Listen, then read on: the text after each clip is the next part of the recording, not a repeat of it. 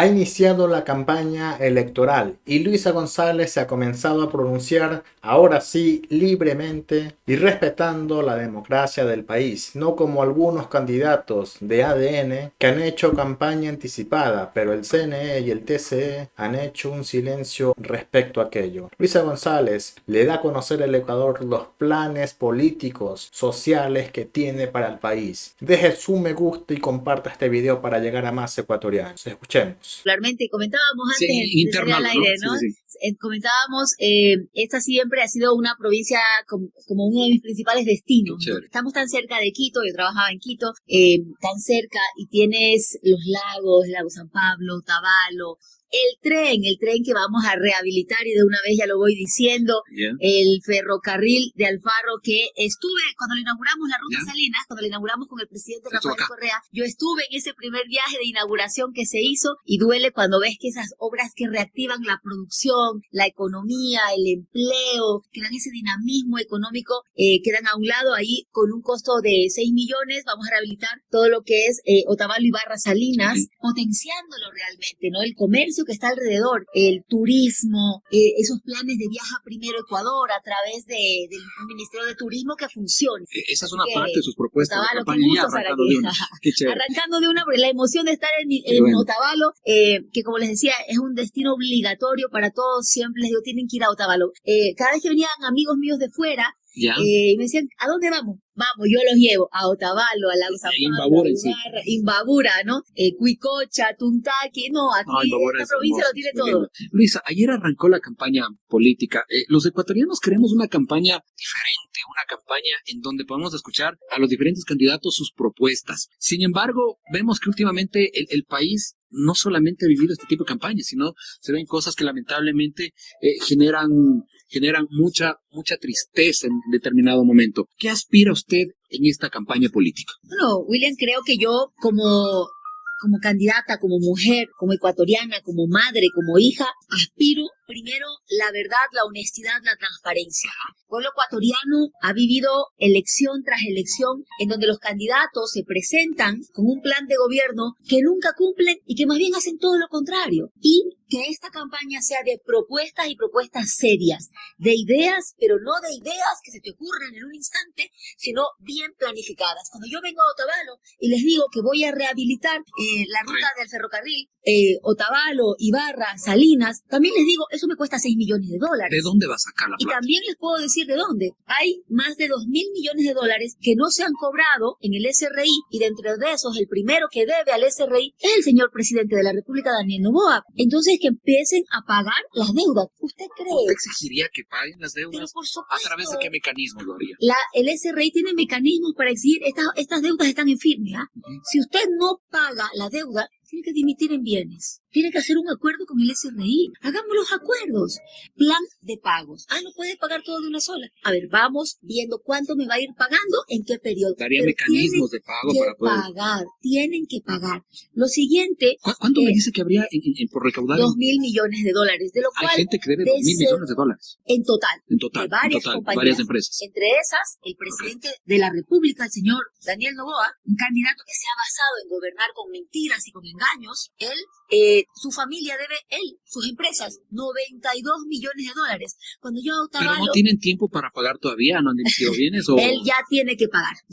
No hay mecanismos legales que le permiten. Hace más de un año. O sea, todavía no tiene mecanismos legales que le permitan diferir todavía los pagos. No, señor. El único mecanismo legal es que pague. Y siendo el presidente de la República, no le paga a la ciudaña. Pero él ha señalado que no es el que debe, sino que son las empresas. Son sus empresas. De su padre. Son sus empresas. Todos sabemos que él es parte. Él ha dicho, yo soy un empresario próspero, según dice. Bueno, pague las deudas que tiene. ¿Con quién? Con el pueblo ecuatoriano. ¿Las deudas que tiene con quién? Con Otavalo. Esos 6 millones de dólares para reactivar la economía, el empleo, el turismo, el dinamismo económico en Imbabura, en Otavalo, 6 millones de dólares. Estamos hablando de 92 millones de dólares. La ampliación de la vía Ibarra-San Lorenzo me cuesta 4 millones. ¿Usted propondría ampliar esa vía Ibarra-San Lorenzo? 4.700.000. Con que el señor Noboa pague, nosotros le podemos hacer esa ampliación Ibarra-San Lorenzo, que la voy a hacer, por supuesto que sí. Y si no, el paso lateral de Ibarra. El paso lateral de Ibarra tiene un costo de 178 millones. Yo prácticamente tengo la mitad cubierta con lo que debe el señor Noboa. Y hay algo fundamental. ¿Qué espero yo de esta campaña? La verdad. ¿A qué se refiere con la verdad, Luis? La verdad, William. Nosotros nos presentamos el año pasado ante el pueblo ecuatoriano como candidatos para la presidencia de la República. Y en esa candidatura nosotros vinimos y le dijimos a los otavaleños, a los imbabureños, les dijimos, señores, si usted vota por mí, esto voy a hacer, ¿no? Y esas propuestas que nosotros hicimos eran para cumplirse en 1 año y medio de gobierno. Por ejemplo, ¿cuál hubiese cumplido usted, Luis? Permítame claro un momentito, para concluir. Queridos imbabureños, querido pueblo de Imbabura, de Otavalo, de Ibarra, de Atuntaqui, de Antonio Ante, aquí es fundamental hacer un análisis profundo y ir a la reflexión. Todas las ofertas de campaña que hicimos nosotros era para ser cumplidas en 1 año y medio. Y aquello de no me alcanzó el tiempo es falso, porque por eso nosotros hicimos propuestas para este año y medio. Pero hay algo más. El señor Daniel Noboa, el mentiroso de Carondelet, digamos, una persona que vive de la mentira. ¿Por qué el ataque, Luisa? No, yo no le ataco. ¿Por qué si queremos una campaña diferente? ¿Por qué tenemos que empezar así? Fíjese, William. Ajá. Quien le dice al pueblo ecuatoriano, voy a bajar el precio de los combustibles y lo sube, ¿qué es? Mentiroso. Quien le dice a los adultos mayores, lo mínimo que usted va a ganar como pensión jubilar es el salario mínimo vital, y en lugar de cumplirles, les quita hasta la devolución del IVA, quita a los médicos, quita las medicinas, quita el presupuesto para las diálisis, se mueren porque no se pagan a las dializadoras, se muere la gente porque no pagan a Solca, ¿qué es? Pero recién el presidente pagó a Solca. Mentiroso. Hay un hecho que habría cancelado, que había, pues, señaló el presidente que históricamente se había cancelado una deuda histórica de Solca, se había cancelado esa deuda. Pido a los ciudadanos que verifiquen eso, porque particularmente Solca Manaví saca un comunicado y dice, a nosotros no nos han pagado nada. Y así varias de los hospitales de Solca en las diferentes provincias no les han pagado nada. Entonces, ¿de qué estamos hablando? De una persona que miente. Aquel que te dice, no te voy a subir impuestos y nos aumenta el IVA en 3 puntos. ¿Qué es? Mentiroso. Y hoy día, pero no hay que ¿qué nos va a ofrecer? Sí, Luisa, pero no hay que ver un poco la realidad que vive el país también. Esta subida del IVA fue precisamente con el objetivo de frenar un poco la delincuencia. 6.910 personas muertas. ¿Usted no cree que ha servido un poco año más violento de la historia? 6.910 ciudadanos, que son hombres, mujeres, madres, hijos, padres, hermanos. La principal causa de muerte de niños y adolescentes es el homicidio. Y me va a decir que usó siquiera un centavo de esa subida del IVA en controlar la inseguridad. Vea usted, la policía sigue desarmada. Aquí mismo en la provincia hay que repotenciar los UPCs. Muchos están cerrados. Nuestra población está abandonada. El desempleo aumenta. 1.200.000 jóvenes quieren irse del país porque no encuentran oportunidades. Luisa, ¿Quién va a creer en quién gobierna con mentiras? Me parece interesante este diálogo, el poder también plantear ciertas inquietudes para que usted tenga la posibilidad de desarrollar ciertos comentarios, inclusive que a veces plantea la oposición. Abordamos el tema de la delincuencia. En un momento se sube el IVA con la finalidad de controlar la misma. Sin embargo, también ha habido voces de la oposición que han culpado en parte de esta delincuencia al régimen del expresidente Correa cuando decían de una u otra manera que él habría pactado con las bandas. Ese es un comentario de la oposición, es un comentario que se escucha y usted lo debe haber escuchado. ¿Qué piensa sobre eso? Bueno, yo creo que eso ni siquiera debería estar en el debate, ni siquiera debería mencionárselo, porque realmente responde a una campaña sucia que ante gobiernos inútiles que no han sabido combatir la delincuencia, lo que hacen es tratar de echar lodo a los que sí sabemos combatir la delincuencia. Y no resiste el menor análisis. Ni siquiera debería mencionarse algo tan burdo, ¿no? Pero, que raya está en la ridiculez, perdónenme. Y es tan simple. A ver. Vamos a analizar esto, ¿no? Con un poquito, no se requiere ni siquiera mucha inteligencia para poder entender esto. Sí se requiere abrir la mente, sí se requiere abrir el corazón, sí se requiere pensar con amor de patria y no con odio. Y yo les invito a la reflexión. Veamos aquí. A ver. Dicen, es que el correísmo pactó con la mafia y por eso es que ellos tuvieron paz en el Ecuador. El segundo país más seguro de América Latina.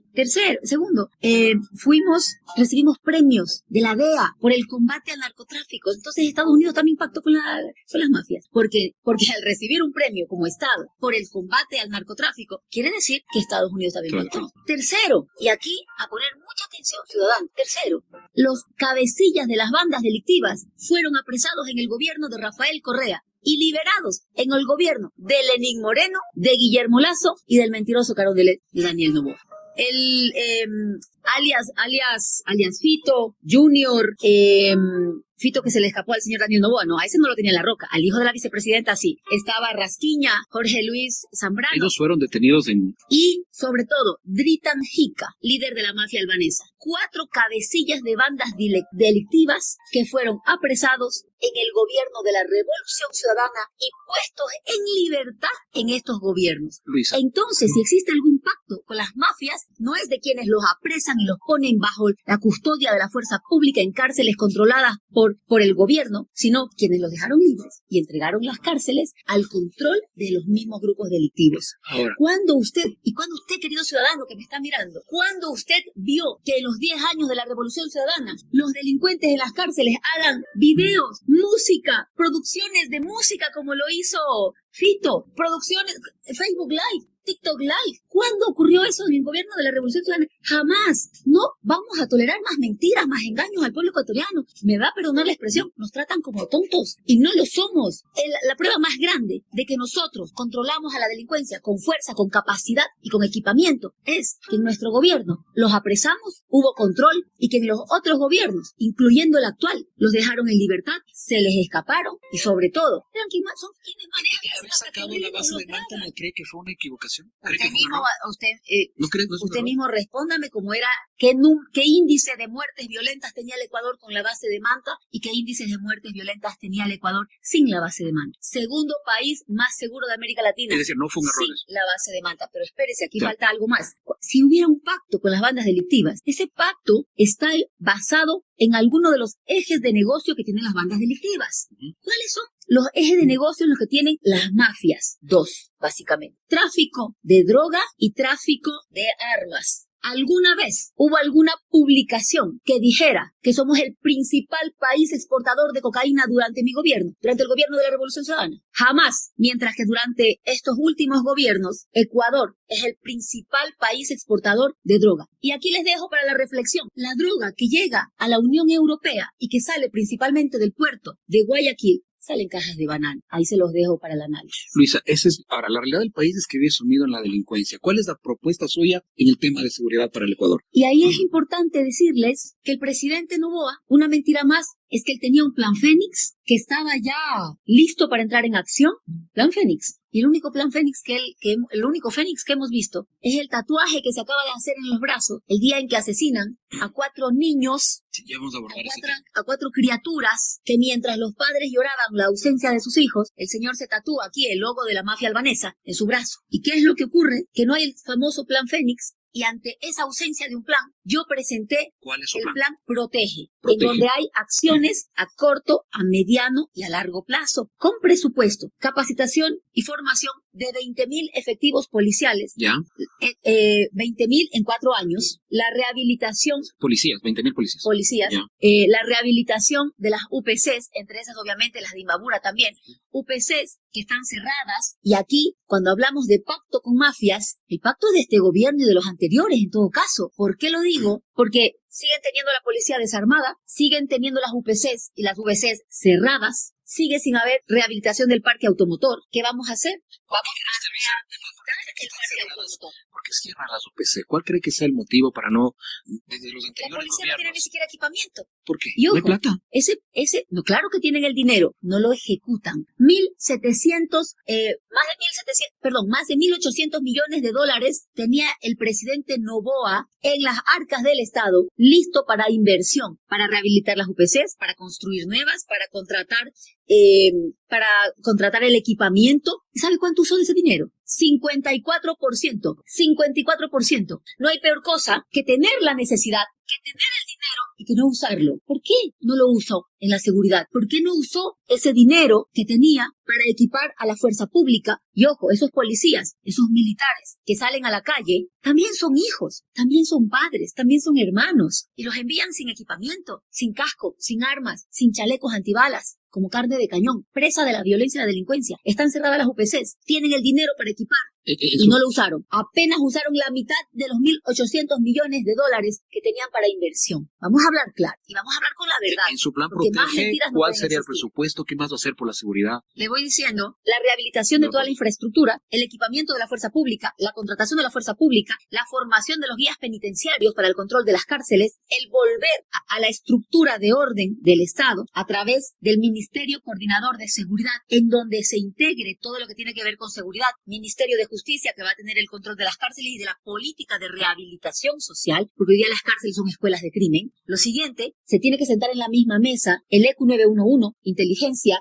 Fuerzas Armadas, Policía Nacional, y estos coordinar a su vez con el sector de justicia, con el sistema de justicia, Fiscalía, Corte Nacional de Justicia, Consejo de la Judicatura, de forma coordinada. Cuidado, que no va a faltar quien diga, mira, ya están queriendo meter la mano en la justicia. No, señores, estoy hablando que todas las instituciones del Estado deben coordinarse para garantizar la seguridad. ¿Por qué me voy a esto? Porque lo que ocurre es que el policía detiene a un delincuente y el fiscal no formula cargos. O el juez lo deja en libertad. El juez le deja en libertad. ¿Pero qué va a hacer frente? Y allí, por eso mismo son ¿Va a cambiar jueces? ¿Va a cambiar fiscales? A mí no me corresponde eso. ¿El Consejo de Participación lo mantendría para que siga ejerciendo esas funciones? Permítame concluir la idea. ¿Qué es lo que vamos a hacer aquí? Que nosotros, en la mesa técnica de seguridad, nos sentamos todos los poderes del Estado. Si hay que cambiar una ley, en esa mesa tiene que estar en la Asamblea Nacional y ver qué se tiene que mejorar. Si hay que tomar acciones, nosotros como gobierno vamos a presentar. Aquí está lo que el expediente, el policía, nuestro policía, actuó correctamente, detuvo, cumplió el procedimiento y el fiscal lo dejó libre. Entonces, ahí va a estar la fiscalía sentada y dirá, ok, tomará nota, y ellos, dentro de su ámbito de competencia, deberán tomar sus acciones. Pero yo como Estado sí tengo la facultad de ver si esa persona no está cometiendo enriquecimiento ilícito o malos movimientos y está siendo comprado ese juez o ese fiscal. Eso se puede hacer a través de la unidad de análisis de lavado de activos. Formar todo esto para garantizar a los ciudadanos la paz y la seguridad. Y vamos a un tema fundamental. Ecuador no debe declarar guerra. Pero cuando tú declaras la guerra, como lo han hecho, ese conflicto armado interno, primero le estás reconociendo que al nivel de la fuerza pública están los grupos delictivos. ¿Por qué? Porque el declarar un estado de conmoción, como lo hizo el presidente, significa que le estás dando un estatus a los grupos delictivos de una organización que tiene el control del Estado ecuatoriano. ¿Y qué es lo que pasó allí? Cayó el turismo, cayó el empleo, aumentó la pobreza y aumenta violencia. Luisa, sin embargo, no quiero salir de la parte que me parece interesante que usted señala. Voy a concluir esto. ¿En qué vamos a trabajar? En construir la paz. ¿Qué quiere el Ecuador? Paz. Paz para que cuando rehabilitemos esa red del ferrocarril, para que cuando difundamos en el mundo que Ecuador es un paraíso, la gente venga y encuentre que aquí es un país de paz, no estamos en guerra.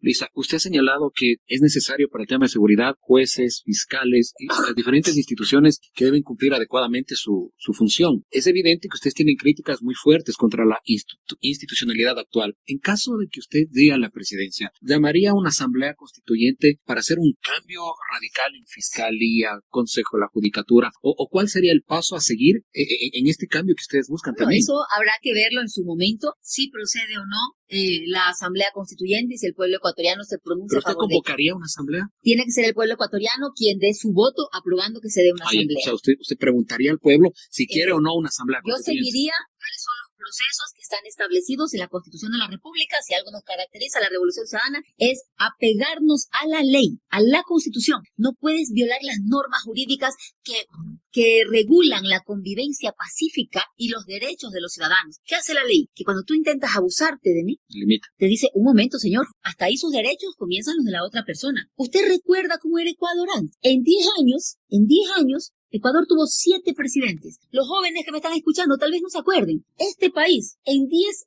años, tuvo 7 presidentes. La migración era una estampida. La tristeza y el dolor de nuestro país y la autoestima en el suelo. Y de pronto llega un gobierno que nos da estabilidad, que cumple su palabra, que no miente. Y tuvimos en 10 años un solo presidente. Pero solamente para recordar, 10 años, 7 presidentes. Ecuador, esta semana, en el gobierno del señor Noboa, el mentiroso Carondelet, que ha violado todas las leyes, que es un dictador prácticamente el día de hoy. Hemos tenido 3 vicepresidentas en una semana. ¿Cómo puede ser posible eso? ¿Dónde está el sistema de justicia? ¿Dónde está la academia? ¿Dónde están los colegios de abogados? ¿Dónde está la coherencia? Y sobre todo, ¿dónde estamos las mujeres? Y aquí es importante, querido Cuenca, que reflexionemos sobre... No, me voy a dirigir a la población de Cuenca en este momento. Porque sé que esto se comparte a través de las redes. Entiendo. Y me voy a dirigir a Cuenca. Por 2 ocasiones en la historia de la República del Ecuador, hemos tenido 2 mujeres vicepresidentas de la República cuencanas. La primera, la señora Rosalía Arteaga. La segunda, la señora Verónica Abad. Cuando sale el expresidente Bucarán, a quien le tocaba asumir la presidencia de la República, era Rosalía Arteaga.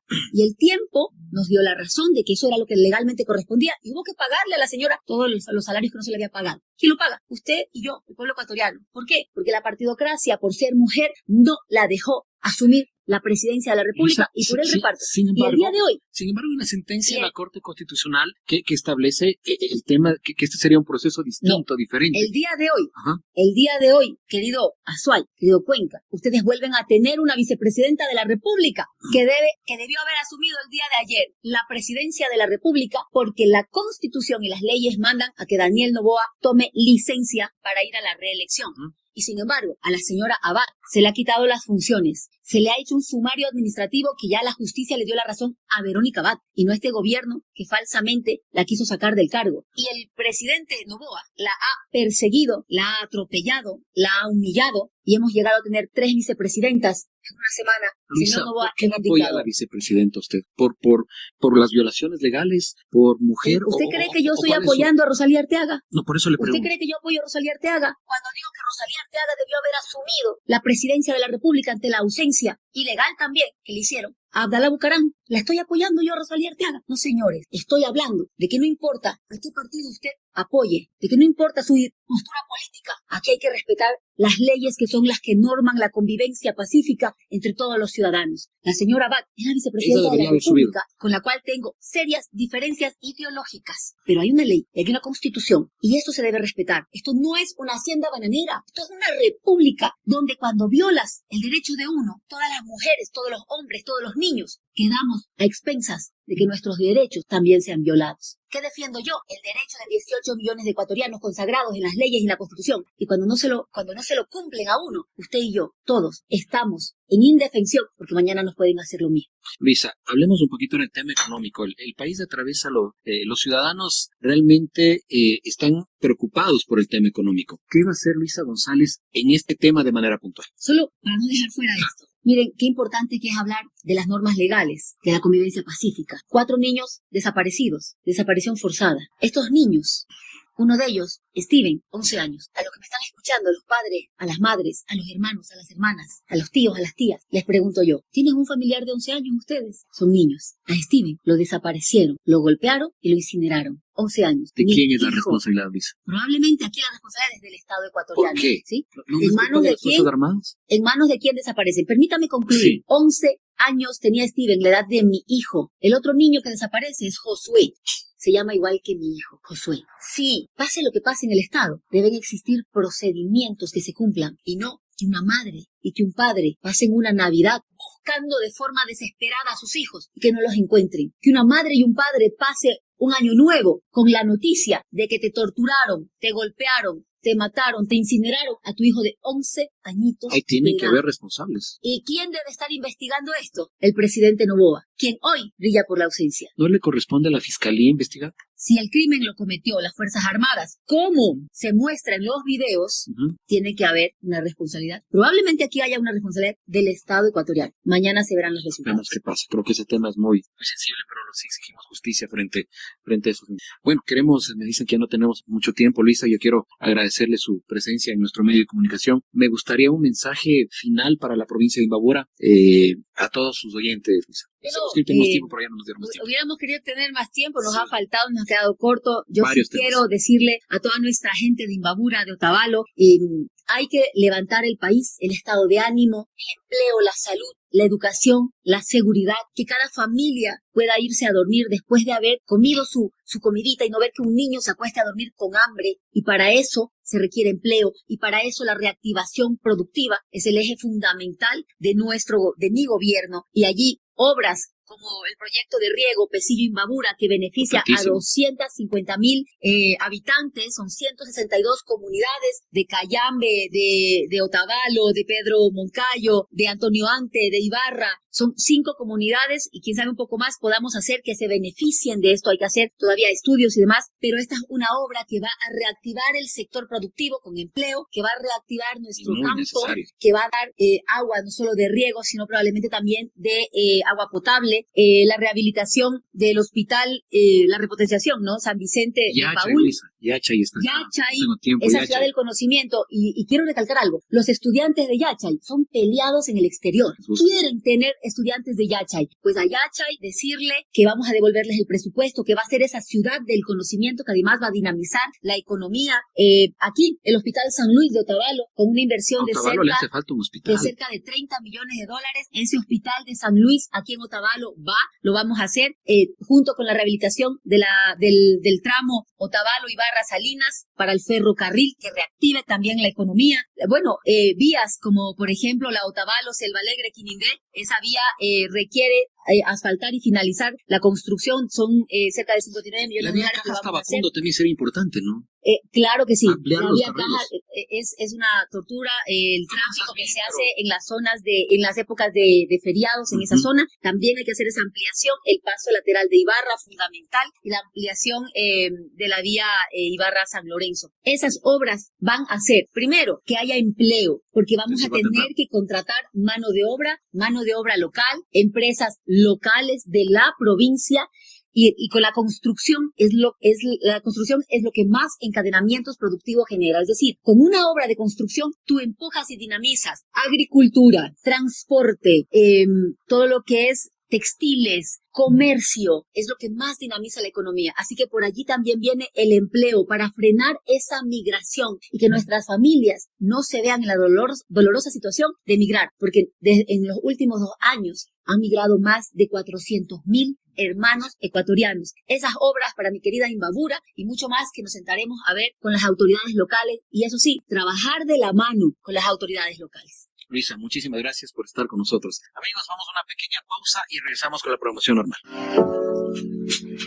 Si usted apoya a Luisa González, recuerde compartir y suscribirse a este canal porque aquí estaremos informando lo que ocurre con la RC5 y también con los otros candidatos. Saludos.